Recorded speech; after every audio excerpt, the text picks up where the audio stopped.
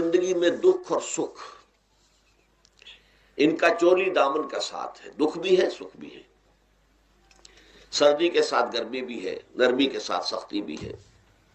ان مع العسر یسرا ان مع العسر یسرا، یسر کے ساتھ عسر ہے، عسر کے ساتھ یسر ہے۔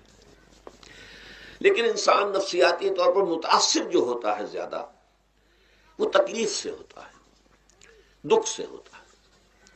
خوشی آتی ہے تو وہ ایسے گزر جاتی ہے، اس کا وقت کا بھی پتہ نہیں چلتا، گزرتے ہوئے بڑی تیزی کے ساتھ وقت گزر جاتا ہے۔ لیکن غم کا معاملہ ہو جائے تو ایک ایک لحظہ جو ہے وہ بڑا کٹھن ہو جاتا ہے، بڑی مشکل سے گزرتا ہے۔ تو انسان کے احساسات پر زیادہ جو اثر آتا ہے وہ دکھ کا آتا ہے۔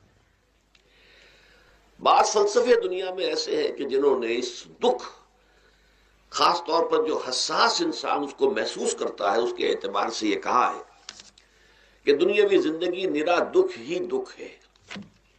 آپ کو معلوم ہے کہ تعداد انسانوں کی بہت بڑی تعداد ہے جو بدھ مت کی پیروکار ہے، اور بدھ مت کا کلمہ طیبہ یہ ہے، یعنی یہ ان کا اصل الاصول ہے، جیسے ہمارے دین کا اصل الاصول ہے لا الہ الا اللہ محمد رسول اللہ، کلمہ طیبہ۔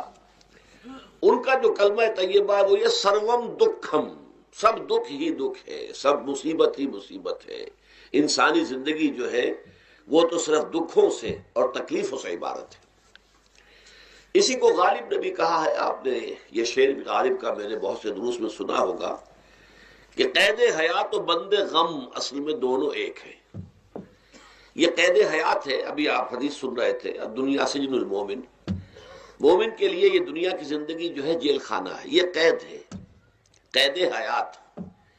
جیسے جیل میں آدمی اپنی مرضی سے نہیں جاتا، بھیجا جاتا ہے، اپنی مرضی سے نہیں نکلتا بلکہ نکالا جاتا ہے۔ اسی طرح لائی حیات آئے قضا لے چلی چلے، اپنی خوشی سے آئے نہ اپنی خوشی چلے۔ تو دنیا کی زندگی جو ہے وہ واقعتاً ایک اعتبار سے قید خانہ ہے۔ قید حیات و بند غم اصل میں دونوں ایک ہیں۔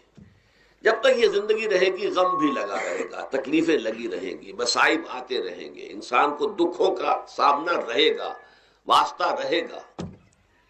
موت سے پہلے آدمی غم سے نجات پائے کیوں؟ ظاہر بات ہے جب تک زندگی ہے تو غم ہے، تو موت سے پہلے نجات نہیں مل سکتی۔